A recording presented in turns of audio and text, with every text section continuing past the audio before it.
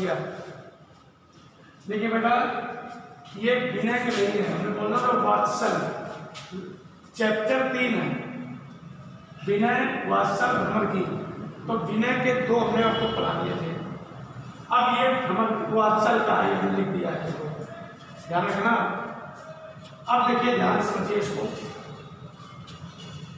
हर जू की बाल छवि कहो बरन, यानी सूरदास जी कहते हैं कि हर जू माने भगवान के बचपन की सुंदरता, यानी बाल्यावस्था की सुंदरता को का मैं वर्णन करता हूँ।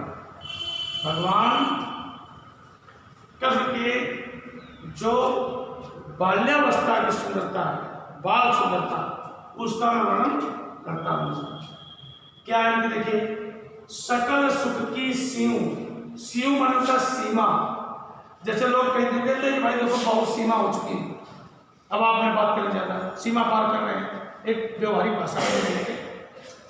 तो सकल सुख की, यानी संसार में जितने सुख हैं सभी सुखों की सीमा भगवान कृष्ण।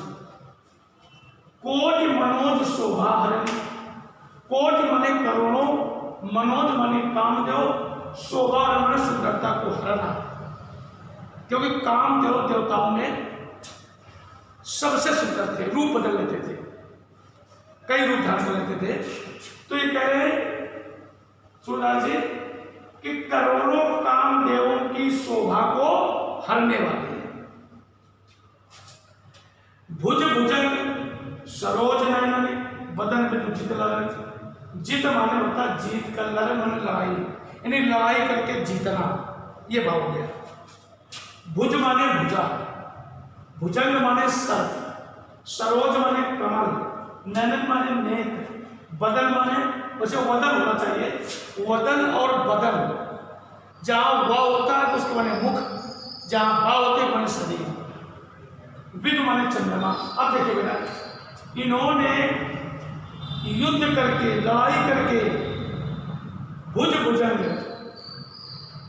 भुजंग अपनी, इनकी भुजा भुजंग के समान, इनके नेत्र कमल के समान, इनका मुख चंद्रमा के समान, ये तीनों से जीत कर इन्होंने प्राप्त कर लिया है। यानी कहने का भाव ये हो गया कि भुजंग से लड़ाई की तो इनकी भुजाएं के बराबर भुजंग हो गया है। कमल से जीत कर इनके नेत्र कमल के समान हो गए, मुख चंद्रमा से जीत गए तो इनका मुख चंद्रमा की तरह हो गया। ये भावचार जैसे कह दीजिए। आगे, रहे विवरण शरीर नर उपमा अपन दुर्चरण, रहे विवरण माने बिल। तो सर्प कहां चला गया जब इस सर्प जीत लिया इन्होंने? अपने बिल में चला गया। कमल कहां चला गया? पानी में चला गया। और चंद्रमा कहां चला गया? आकाश को चला गया। जब तीनों को जीत लिया तो तीनों चले गए। उपमा अपन दुर्जरण, दुर माने छिप जाना, जल में जल करके। और जो उपमा होती है, उपमा लगा पड़ा होगा, जो समानता, किसी की समानता जब की जाती है तो उपमा अलंकार होता है। तो ये उपमा भी डर कर दूर चली गई, भाग गई। माने उनके इतने सुंदर थे कि उपमा भी डर गई, नहीं बराबरी कर पाई समानता, और वो भी चली गई। मन जो मैचक अनुहरत भूषण वरण, मन माने सुंदर और मेचक मतलब सुंदर और श्याम, मेचक माने होता श्याम, सुंदर श्याम, मतलब माने कोमल, तन माने शरीर, यानी उनका सुंदर श्याम और कोमल शरीर है। अनुभरत भूषण भरण, और वो आभूषण भी वैसे ही पहने जो उनके शरीर पर अच्छा लग रहा, सुंदर लग रहा है। मनो सुभग श्रृंगार सुंदर भरो अद्भुत भरण, मानो ऐसा प्रतीत हो रहा है सुभग कि विशेष प्रकार का श्रृंगार, अलौकिक श्रृंगार करके शिशु रूपी वृक्ष, यानी बाल रूपी वृक्ष में अद्भुत फल अनेकों फले हुए हैं, अनेकों फल लगे हुए हैं उनके श्रृंगार से। चलो तो पद प्रतिबिंब मणि आंगन ध्रुवण करण, मणि माने मणि। जब मणियों के आंगन में वो चलते हैं तो उनके पैरों की परछाई, जब वो मणियों के आंगन में घुटनों के बल चलते हैं तो उनके साथ साथ पैरों का प्रतिबिंब मान परछाई भी चलती है, दिखाई देती है। जलज संपुट सुभग छवि भरी लेत उज्जवल धरन। फिर ऐसा लगता है कि जलज रूपी संपुट, जलज या कमल रूपी संपुट, संपुट का अर्थ होता है उसे दोना, दोना भी जानते हो, उसमें कोई चीज खाई जाती है।